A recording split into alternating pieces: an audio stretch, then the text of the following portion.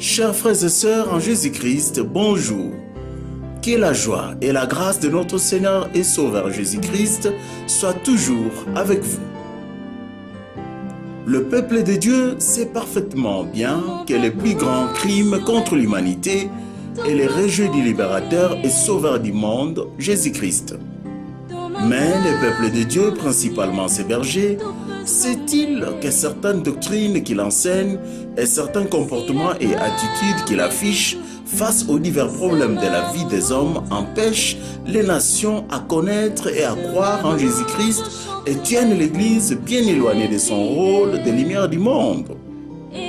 C'est pourquoi le peuple de Dieu a grandement besoin de connaître et de mettre en pratique la science des saints, c'est-à-dire la parole de Dieu appliquée à tous les secteurs de la vie de l'homme.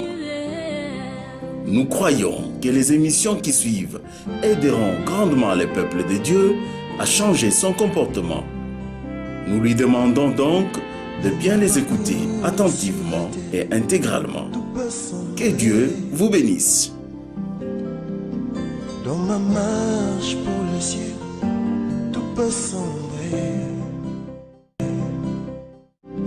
Dans mon parcours sur la terre, tout peut sombrer. Dans ma marche pour le ciel, tout peut sombrer. Si la peur met des doutes sur... C'est un réel plaisir pour nous d'entrer chez vous pour partager avec vous ces moments autour de la parole du Seigneur. Mesdames, Messieurs, merci de nous rejoindre sur ce plateau où nous recevons le frère Sébastien Kindidi, avec qui nous allons continuer avec notre série d'émissions. Et aujourd'hui, nous allons parler de la bouche des menteurs sera fermée. Bonjour frère Sébastien Kindidi. Bonjour frère, sœur Charlène. Qu'est-ce que nous devons entendre par ce thème, la bouche des menteurs sera fermée? C'est un verset biblique. Nous voudrions peut-être commencer par le lire, parce que nous demeurons dans la parole de Dieu. Si vous voulez bien, ma sœur, lire Psaume 63, verset 12.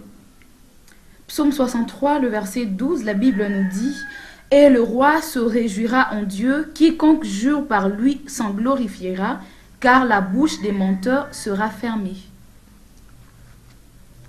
La bouche des menteurs doit être fermée. Satan a établi dans le monde son royaume. C'est un royaume de mensonges. Le Seigneur, Jésus, la vérité, c'est-à-dire l'antithèse de Satan, vient nous éclairer par sa parole qui est lumière, qui est la vérité. C'est donc en marchant dans la vérité, en proclamant la vérité, que l'on va découvrir les mensonges et que Satan sera confus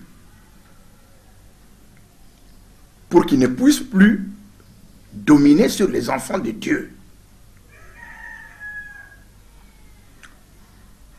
La Bible nous dit, c'est le Seigneur, il a dépouillé les dominations et les autorités. Amen. Il les a livrées publiquement en spectacle en triomphant d'elles par la croix. Exactement. Colossiens 2,15. Ceux qui ont la Bible pourront consulter. Et la Bible ajoute, nous avons tout pleinement en lui, qui est le chef de toute domination et de toute autorité. Effectivement. Colossiens 2,10. Tout a donc été accompli à la croix. Nous avons maintenant tout pleinement en lui. Et c'est lui qui est le chef de toute domination et de toute autorité. Le Seigneur de gloire, Jésus-Christ, ressuscité, il fait une déclaration fracassante, solennelle. Tout pouvoir m'a été donné dans le ciel et sur la terre. Tout pouvoir m'a été donné dans le ciel et sur la terre. Ce n'est pas me sera donné, non, m'a été donné. Et ce pouvoir, le Seigneur l'a arraché à la croix. Et c'est là qu'il a mis en déroute Satan avec toute son organisation. Les principautés, les dominations, les princes de ce monde des ténèbres, les esprits méchants dans les lieux célestes, ils ont été mis en déroute à la croix. Et c'est pourquoi le Seigneur dit, je vous ai donné le pouvoir de marcher sur les serpents et sur les scorpions et sur toute la puissance de l'ennemi et rien ne pourra vous nuire.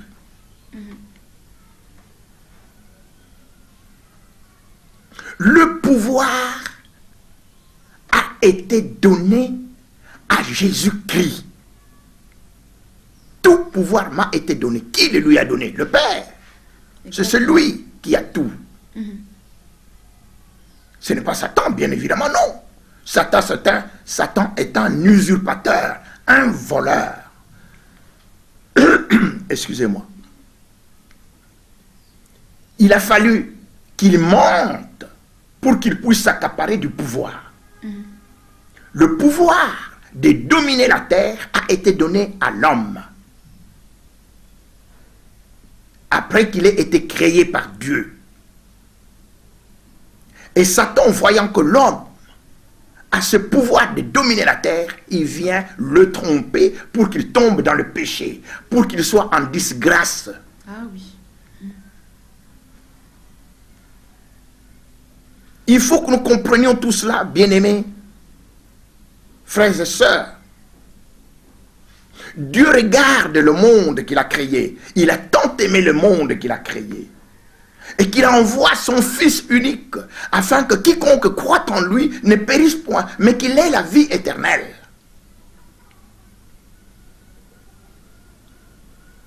Il regarde la terre qu'il a créée. Ce monde est perverti. Satan l'a perverti. Satan y a introduit le mensonge, de telle manière que la vérité est considérée comme fausseté. Les ténèbres sont considérées comme lumière. Tout, méli-mélo, c'est Satan.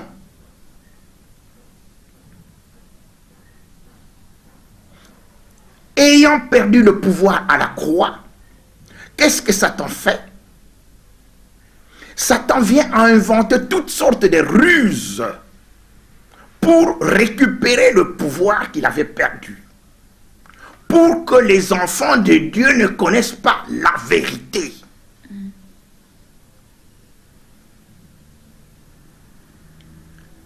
Parmi ces ruses, nous avons cité la démocratie. C'est une ruse de Satan. Dieu ne connaît pas, n'est pas dans la démocratie. Dieu est dans sa parole. Parmi ces ruses, Satan vient inciter les hommes à s'opposer les uns aux autres.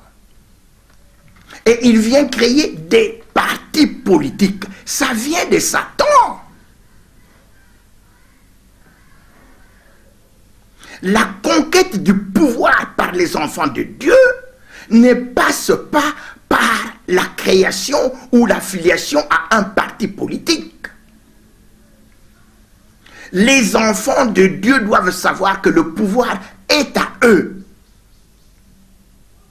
Pourquoi? Parce que celui qui est venu pour les libérer, Jésus-Christ, c'est lui qui a reçu tout pouvoir dans le ciel et sur la terre. Et il envoie ses enfants. Quand il termine, tout pouvoir m'a été donné dans le ciel et sur la terre. Allez, faites de toutes les nations des disciples, les baptisant au nom du Père, du Fils et du Saint-Esprit, et enseignez-leur tout ce que je vous ai dit. Je suis avec vous tous les jours jusqu'à la fin du monde. C'est Jésus-Christ qui a le pouvoir. C'est Jésus-Christ qui donne le pouvoir à ses enfants. Le pouvoir est dans notre bouche.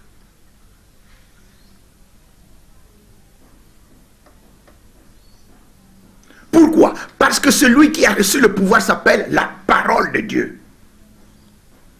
Et c'est dans la parole de Dieu que nous allons trouver tous les pouvoirs. Pouvoir politique, pouvoir économique, pouvoir judiciaire. Nous avons lu ces versets. L'Éternel est mon juge. L'Éternel est mon législateur. L'Éternel est mon roi. Tous ces pouvoirs sont à Jésus. Et Jésus nous les donne pour aller répandre la parole partout dans le monde. Nous allons être le plus concret possible, ma sœur.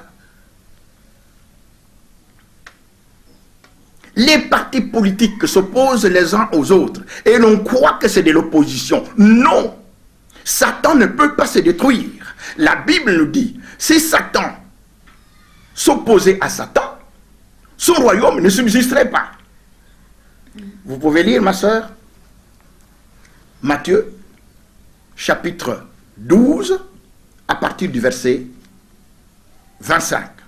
Matthieu, chapitre 12, à partir du verset 25, la Bible nous dit, comme Jésus connaissait leurs pensées, il leur dit, tout royaume divisé contre lui-même est dévasté, et toute ville ou maison divisée contre elle-même ne peut subsister. Si Satan chasse Satan, il est divisé contre lui-même. Comment donc son royaume subsistera-t-il? Amen. Amen. Est-ce que nous comprenons cela? Nous allons dans des partis politiques, le pouvoir, ceux qui sont au pouvoir contre les autres. Nous avons dit la fois dernière que c'est toujours ôte-toi de là que je m'y mette pour ceux qui veulent conquérir le pouvoir. Et ceux qui sont dans le pouvoir, ils disent non, j'y suis et j'y reste. Devant cette contradiction, ce conflit, les hommes vont s'adresser à des hommes encore et qu'ils qualifient comme étant leur arbitre et qu'ils appellent le souverain primaire. Fausseté!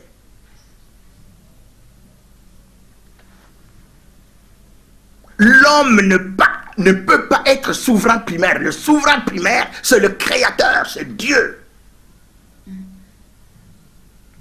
Alors, le souverain primaire, lui, il va inventer un système, toujours créé par Satan, où c'est celui qui a le plus grand nombre de personnes qui a raison. Mais Dieu ne se trouve pas dans le plus grand nombre. Dieu se trouve dans sa parole. Et nous avons, si nous lisons, nous n'avons pas le temps de le faire. Mais ceux qui lisent la Bible, ceux qui méditent la parole de Dieu, en lisant le livre de Nombres au chapitre 13 jusqu'à 14, je crois que nous l'avons déjà dit. Moïse envoie des espions pour aller visiter la terre promise que Dieu leur a donnée. Ces espions, 10 viennent faire un rapport alarmant. C'est bien, c'est un beau pays magnifique, mais nous ne pouvons pas y aller. 2 seulement, Caleb et Josué, viennent faire le contraire. Non, oui c'est vrai, il y a des fortifications, mais Dieu nous l'a donné. Nous allons la conquérir, le conquérir. Qu'est-ce qui se passe? Dieu est-il dans la majorité? Non, Dieu est dans sa parole.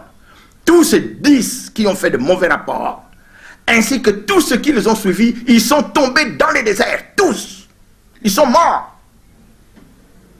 Dieu est dans sa parole, il n'est pas dans une majorité quelconque. 1 pour Dieu contre 1000 sans Dieu, le 1 est majoritaire. Ah oui. Mais le Seigneur, connaissant très bien Satan, ce qu'il fait, il va maintenant nous dire ce que nous aussi nous devons faire.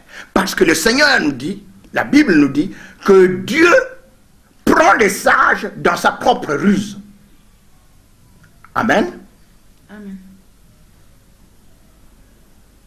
Nous n'avons pas toujours le temps de lire tout. Oui, exactement. Dieu, il écoute celui qui se dit sage. Eh bien, il va le prendre dans sa propre ruse. Ah, vous voulez que ce soit la majorité qui règne? Eh bien, il demande à ses enfants d'être parfaitement un. Il demande à ses enfants de sortir du milieu de l'eux et d'être un, unis. Vous allez constituer votre majorité.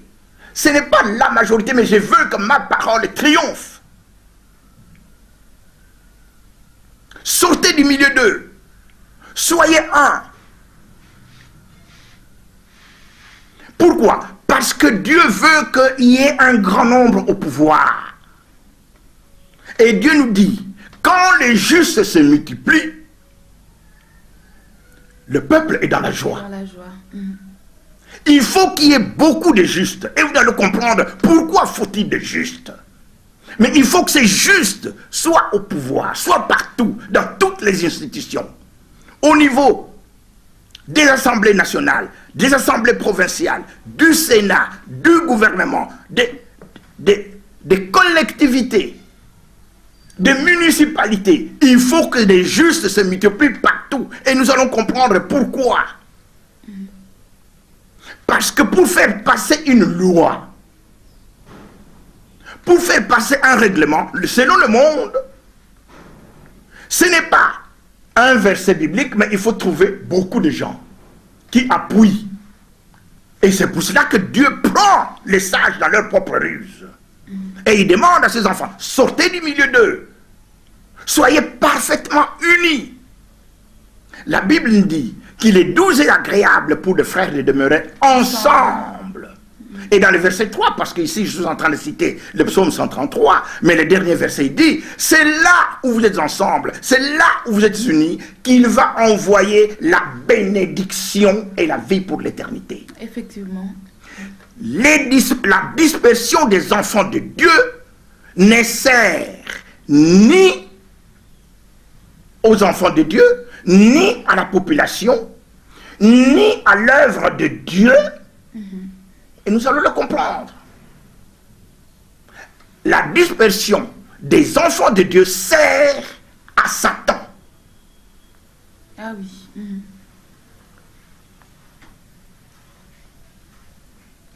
Faisons attention avec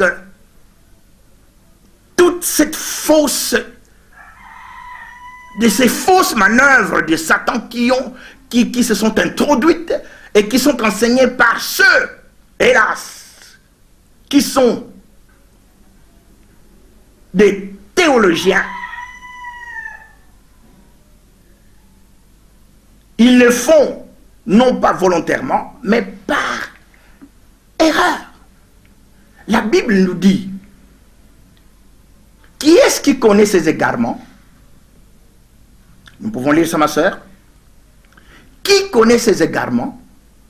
Pardonne-moi ce que j'ignore. Nous pouvons lire Psaume 19,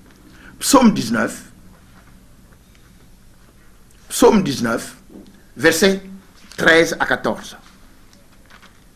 Psaume 19, le verset 13 à 14, la Bible nous dit, « Qui connaît ces égarements? Pardonne-moi ce que j'ignore. Préserve aussi ton serviteur des orgueilleux, qu'il ne domine point sur moi, alors je serai intègre, innocent de grands péchés. » Amen. Amen. Ah, c'est important. Nous devons tout faire, alors tout, pour que les orgueilleux ne dominent pas sur nous. Qui est orgueilleux? L'orgueilleux, c'est celui qui rejette la parole de Dieu. La parole de Dieu, c'est la vérité. Et nous allons trouver que dans beaucoup de domaines, les enfants de Dieu se sont trompés. Qui connaît ces égarements? Nous sommes tous faillibles. Nous sommes tous élèves à l'école de Jésus-Christ. Nous apprenons. Et dès lors que nous constatons, que nous découvrons que nous sommes dans l'erreur, nous devons nous repentir. Mais l'orgueilleux ne se répand pas. Voilà pourquoi les serviteurs de Dieu disent, préserve-moi des orgueilleux, qui ne dominent pas sur moi. Parce que les orgueilleux, ils entendent, mais ils s'accrochent à leurs idées. Ce sont des insensés. Ce n'est pas à votre intelligence qu'ils prennent plaisir, mais à ce qu'ils ont dans leur cœur. L'orgueil.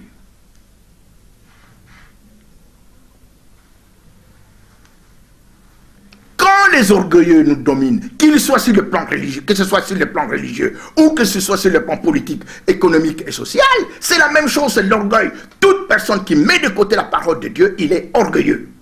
Et la Bible nous dit, une colère ardente me saisit à la vue des méchants qui abandonnent ta loi. Nous pouvons lire ça, Psaume 119. Psaume 119, verset 53. Psaume 119, le verset 53. La Bible nous dit, une colère ardente me saisit à la vue des méchants qui abandonnent ta loi. Amen. Amen. Oh bien-aimés dans le Seigneur, j'entends souvent des rapports des enfants de Dieu qui viennent nous dire, ah, il y a eu un débat à la télévision, le pouvoir contre l'opposition, mais les uns et les autres appartiennent dans le même, ils sont du même camp, c'est toujours Satan.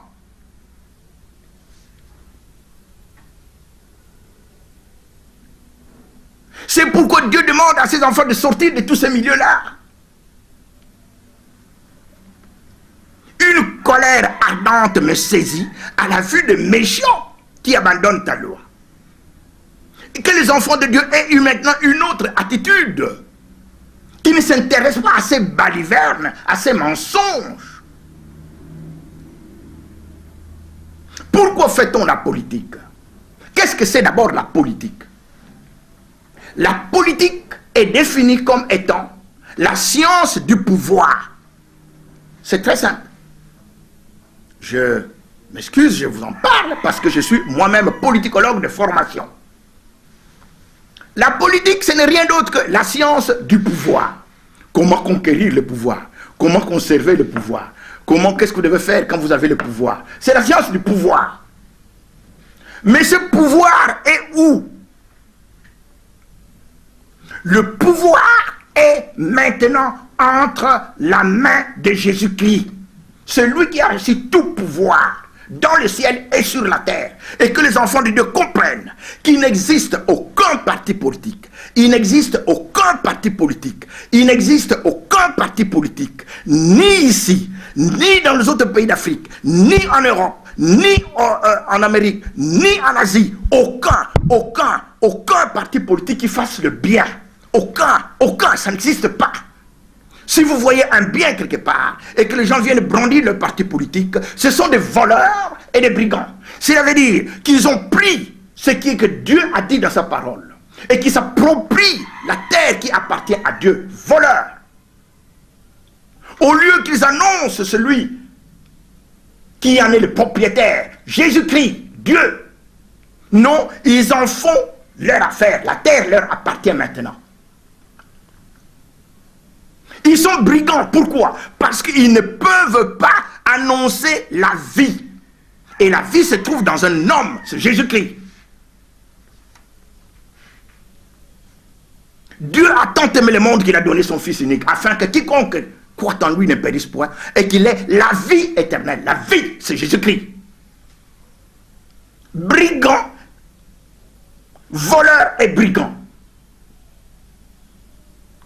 Nous allons aller, ma soeur, si vous permettez, en profondeur. Encore plus en profondeur.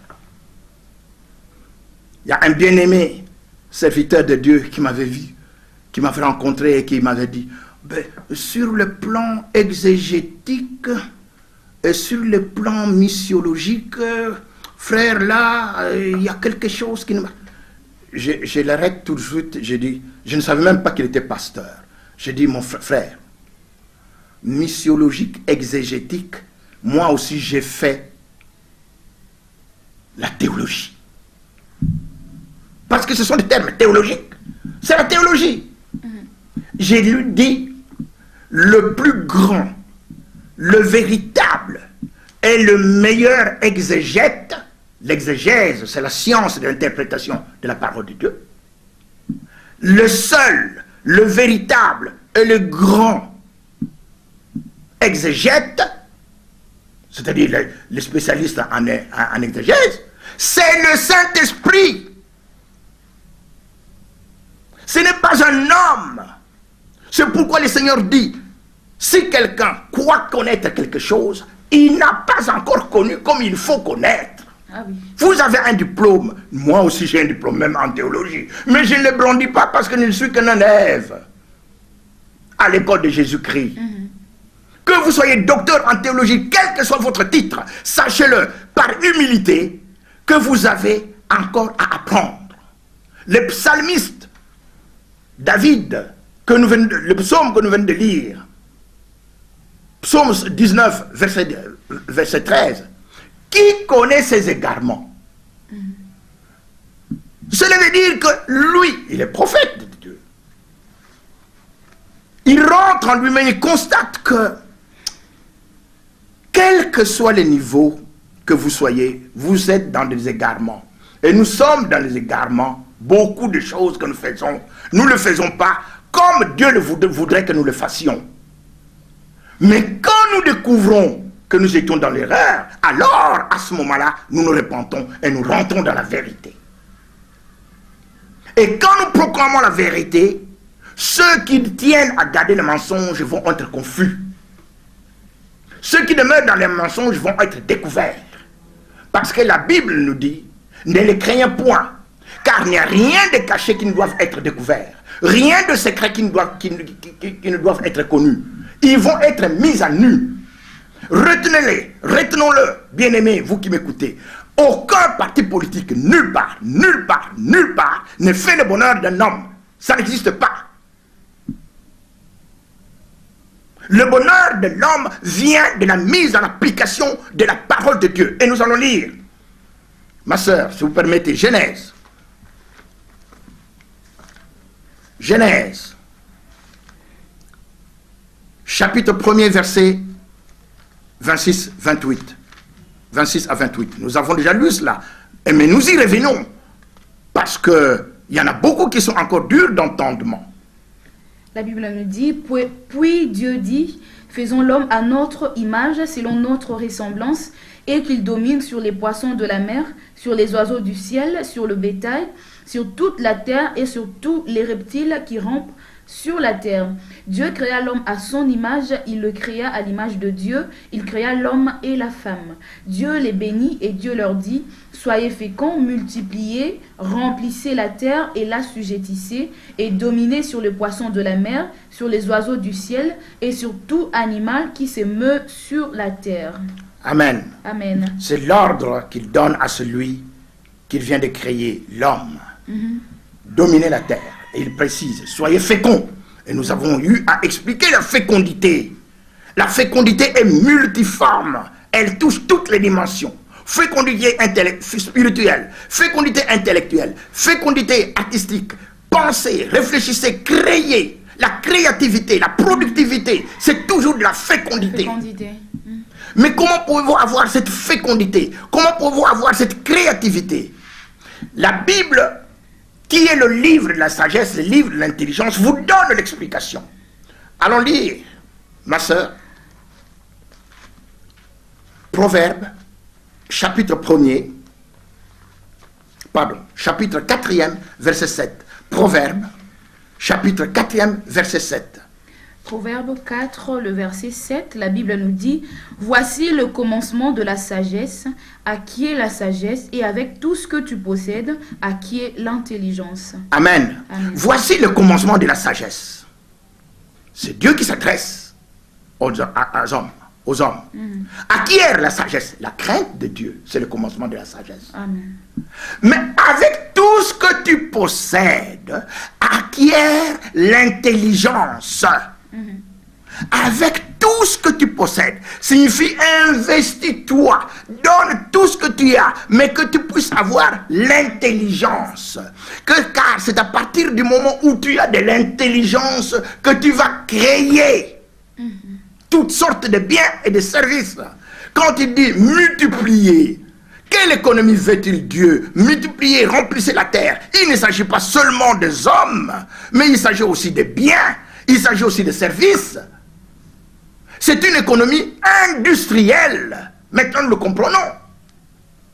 Et ce sont ceux qui ont mis en place, qui ont utilisé leur intelligence, leur cerveau, pour penser, pour raisonner, pour faire des recherches. Ce sont ceux-là qui créent les biens et les services. Ce sont ceux-là qui deviennent riches. Et c'est la Bible qui vous le dit. Avec tout ce que vous avez, accédez à la réflexion, à la créativité. C'est la formation, le besoin numéro 1 d'un pays. C'est la formation des hommes. Parce que c'est eux qui vont être les moteurs du développement. Voilà, tout simplement.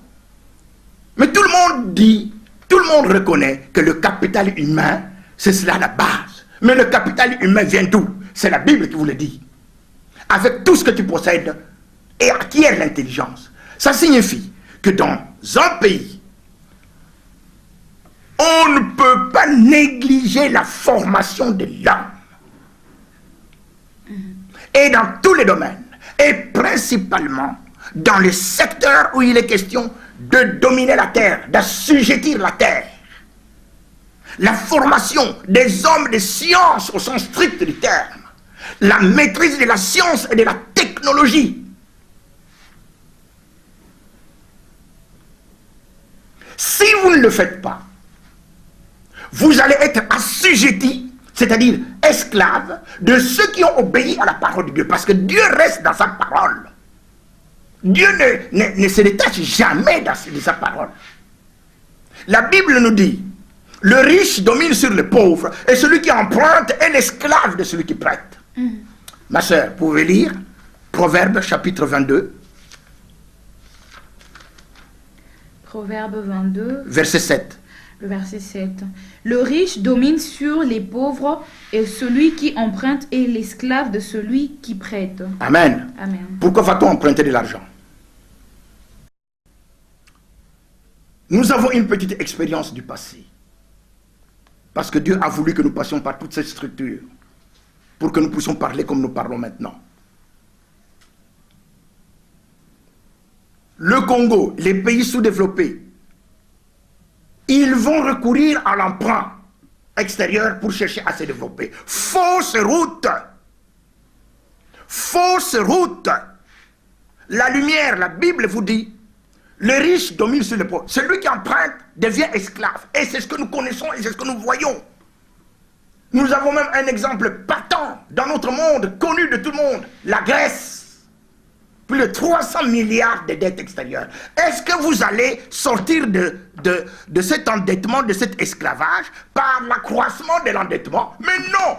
Rentrez à la parole de Dieu et vous allez voir ce que vous devez faire. Et c'est nous-mêmes qui parlons, nous, dans notre pays, et en Afrique, et dans tout le pays du tiers-monde. C'est ça la solution, c'est Dieu qui vous le dit. Assujettissez la terre avec tout ce que vous avez. Investissez dans le capital humain. C'est le capital humain. Les ingénieurs, les chimistes, les physiciens, les mathématiciens, les géologues, ceux-là vont assujettir la terre. Quand nous faisons des prêts, quand nous faisons des emprunts, pardon, à l'extérieur, ce n'est pas de l'argent frais qu'on vous donne, non. Ce sont des équipements, c'est-à-dire la terre assujettie par l'homme. En d'autres termes, c'est une remarque qu'on vous fait. Voilà ce que vous aurez dû faire. Le contrat chinois, pour ne parler que de celui-là, mais ce sont ces équipements-là. On vous parle de 6 milliards. Ce n'est pas de l'argent qu'on a donné comme cela. On vous envoie ces équipements. On vous envoie les main-d'œuvre. Mais c'est vous qui les payez avec l'argent. Ils le comptabilisent cela. Mais ils ne veulent pas recevoir de l'argent. Non, donnez-nous la terre. Un contrat léonin.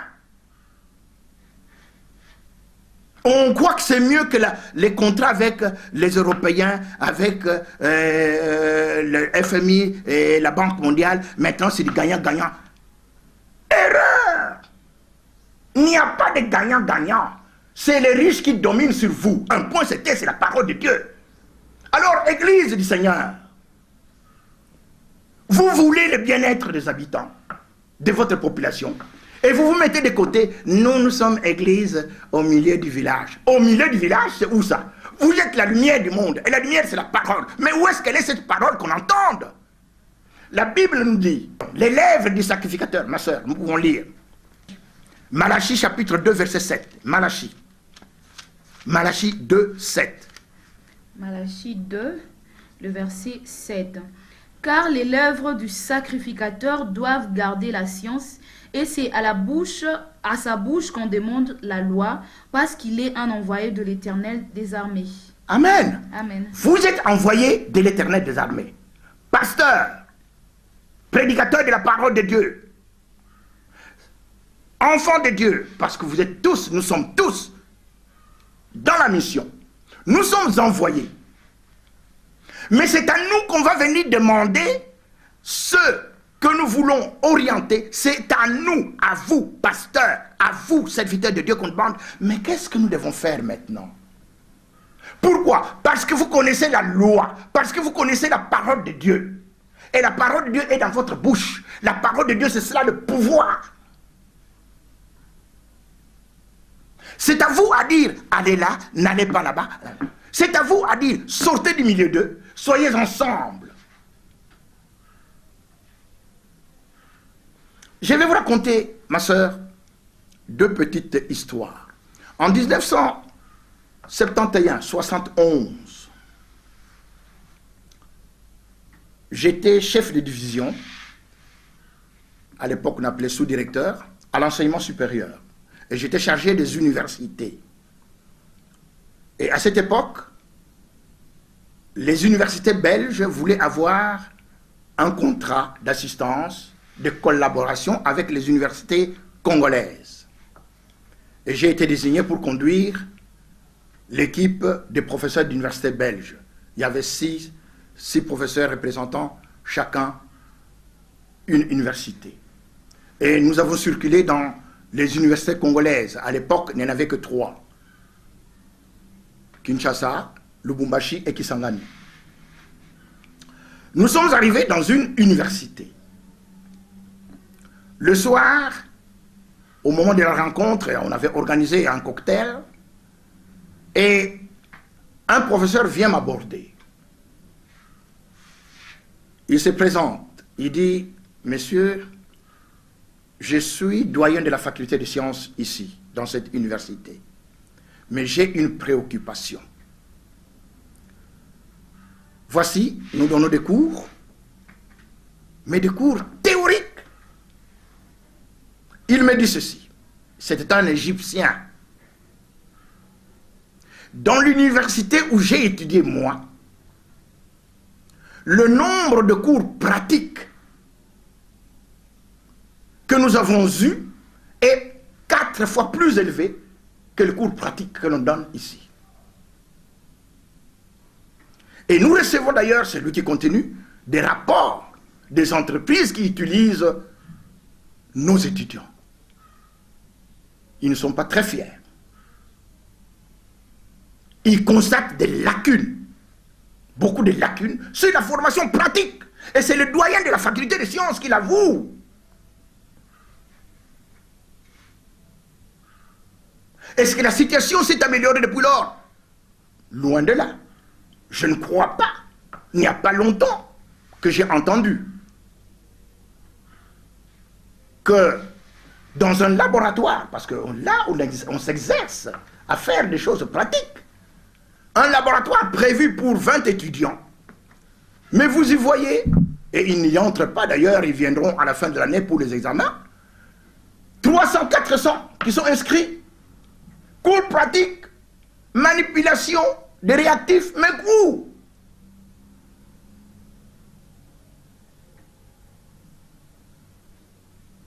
Les équipements technico-scientifiques, laboratoires, ateliers, bibliothèques, mais allez voir dans quel état ça se trouve. On forme des gens, vous avez des gros diplômes, mais qu'est-ce qui se trouve là-dedans? Mais à qui la faute? La Bible nous dit, et nous répétons, si vous voyez dans un pays les pauvres opprimés, le droit et la justice bafoués, ne vous en étonnez pas. C'est qu'un homme élevé est placé sous surveillance d'autres hommes plus élevés que lui. Et au-dessus de lui, il y en a de plus élevés encore. Ça signifie que c'est l'autorité politique.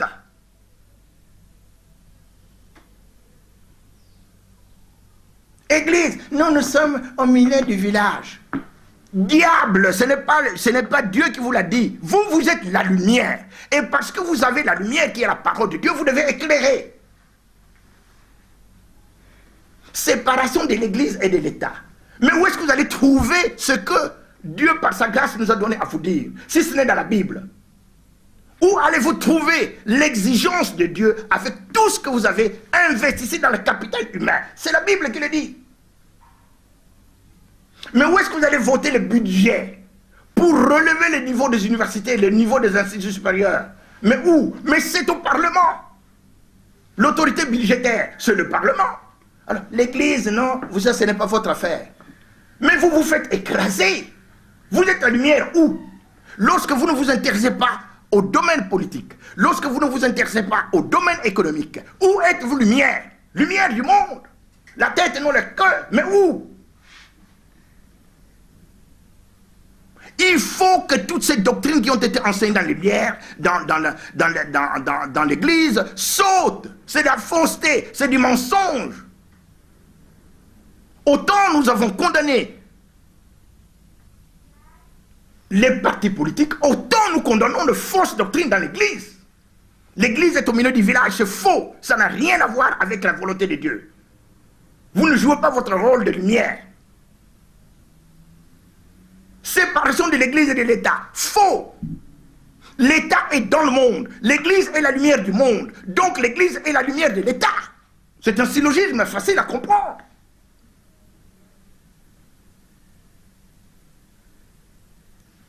Il faut donc maintenant revenir à la vérité, la parole de Dieu.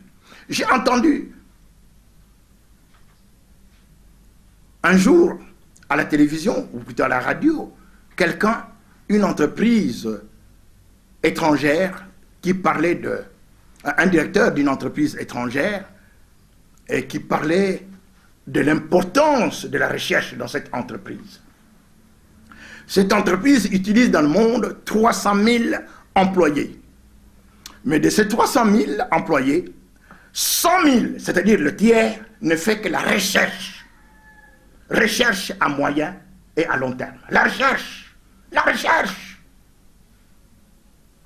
Et le budget de la recherche de cette entreprise, qui n'est pas la plus grande, c'est au Japon, ce n'est pas la plus grande entreprise. Le budget de la recherche s'élevait il y a 3-4 ans que j'ai entendu ça, à 5 milliards d'euros par an. Recherche. Demandez un peu en République démocratique du Congo et dans d'autres pays africains et pays sous-développés, pays du tiers-monde, à combien s'élève le budget de la recherche scientifique et technologique, le budget des universités, le budget des instituts, le budget de l'éducation. Quel est le pourcentage? Mais c'est Dieu qui vous dit, avec tout ce que tu possèdes, investis dans le capital humain. C'est Dieu, c'est un ordre divin. Tu n'obéis pas. Celui qui n'obéit pas à l'ordre divin ne peut pas trouver de solution. Il peut beau crier, il peut beau prier, mais Dieu veut que tu mettes sa parole en pratique. Dieu nous dit, pourquoi m'appelez-vous Seigneur, Seigneur, et ne faites-vous pas ce que je dis? Mais où est-ce qu'il parle? Il est dans sa parole. Nous serons la tête et non la queue. Non, vous êtes la politique. Non, non, ce n'est pas pour nous ça. Non, c'est à vous. Le pouvoir est à vous. Et le pouvoir se trouve dans votre bouche. La Bible nous dit que la vie et la mort sont au pouvoir de la langue. Ceux qui sont au pouvoir, qu'est-ce qu'ils utilisent? Leur langue, la bouche. Frère Sébastien, nous cheminons déjà vers la fin de cette émission. Si vous pouvez conclure le message, un peu de mots. Qu'est-ce que les frères et sœurs peuvent retenir de ce message? Merci bien, ma sœur. Je crois que je l'ai dit et je ne fais que le répéter. Le pouvoir est entre les mains des chrétiens, mais des chrétiens nés de Dieu. Et ceux-là vont mettre en pratique la parole de Dieu, parce que c'est elle qui enrichit. Ça ne vient pas d'un parti politique, non. Mais pour ce faire, pour qu'ils puissent accéder au pouvoir, c'est-à-dire que ce soit concret et non pas simplement théorique, nous avons le pouvoir. Mais il faut qu'ils puissent se mettre ensemble, que disparaissent les partis politiques et que tous soient ensemble un. Alors ils seront forts, alors ils vont contrebalancer les autres. Il y a un bien-aimé frère qui me disait, nous sommes dans l'opposition plurielle, nous combattons d'abord le gouvernement, après ça nous viendrons combattre tout ce qui ne croit pas en Christ. Je lui dis, je ne lui ai pas dit ce jour-là, mais quand je suis revenu, j'ai réfléchi, j'ai dit, mais les frères, non, nous n'avons pas à être avec un groupe ou avec un autre. Nous avons notre groupe s'appelle la parole de Dieu. Et c'est ce groupe-là qui est la vérité. Et il faut que ceux qui prêchent la parole de Dieu maintenant puissent être au centre. C'est eux les rassembleurs. Parce que sinon, Dieu va leur demander de compte. Malheur aux bergers qui dispersent mon troupeau. Mais c'est eux qui dispersent le troupeau du Seigneur. Par leur fausse doctrine, l'église au milieu du village, la séparation de l'église et de l'État. C'est eux qui donnent le pouvoir à Satan. Il faut donc se repentir. Il faut se repentir. Et il faut que maintenant, chacun à son niveau, chaque pasteur, chaque prêtre, chaque responsable, à quelque niveau que ce soit, demande à tous ces adeptes qui ont reçu la vocation, l'appel de Dieu dans la vie politique. Et ils doivent être un. Et ils doivent, alors à ce moment-là, il y aura encore d'autres séances. On va leur dire où ils doivent se présenter. Ils doivent être un. Nous devons faire un front commun et uniquement la parole de Dieu. Et lorsque cette parole, qu'on gagne le pouvoir, c'est pour mettre la parole de Dieu en pratique. Alors, on deviendra riche. Alors, on ne dépendra plus, on ne sera plus esclave des autres. Alors, la parole de Dieu va être proclamée partout, car la parole de Dieu a besoin d'argent. La Bible nous dit que l'argent répond à tout. Et il faut que la parole de Dieu aille partout et non pas par les bouches des pauvres. Parce que la Bible nous dit que, excusez-moi ma soeur, la sagesse du pauvre est méprisée. Ces paroles ne sont point écoutées. Donc nous devons être riches pour aller parler partout au monde. Que c'est par Jésus-Christ que se trouve le salut. Que c'est lui réellement le sauveur. Voilà le message. La balle se trouve du côté des prédicateurs de la parole de Dieu. Que Dieu vous bénisse. Amen. Frère Sébastien, pour ceux qui ont des préoccupations, comment vous joindre? Merci bien ma soeur. Oui, nous avons besoin, certainement, beaucoup, de vos prières, mais aussi des moyens financiers. Parce que, toujours à cause de la pauvreté, la parole de Dieu est freinée. Il n'y a pas moyen de la diffuser.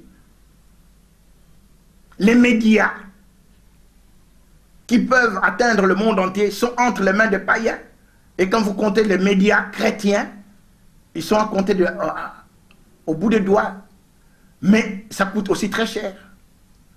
Alors, si nous voulons entendre ces messages plusieurs fois, il faut que ce soit répété plusieurs fois dans des médias. Et ça coûte de l'argent. Alors, pour ceux qui croient que nous sommes dans la parole de Dieu et que Dieu nous a envoyés pour cela, ils peuvent nous joindre à ce numéro de téléphone 0 9 9 9 9 4 x 9 40 158. Nous répétons 0 9 9 9 9 40 158. Que Dieu vous bénisse. Amen. Ainsi prend fin ces numéros de votre émission Parlons vrai qui a porté aujourd'hui sur les thèmes La bouche des menteurs sera fermée, un thème que nous avons développé avec le frère Sébastien Kindidi qui est diacre à l'église Vie Nouvelle, une extension de l'église La Borne. On se retrouve très prochainement si le Christ ne revient pas.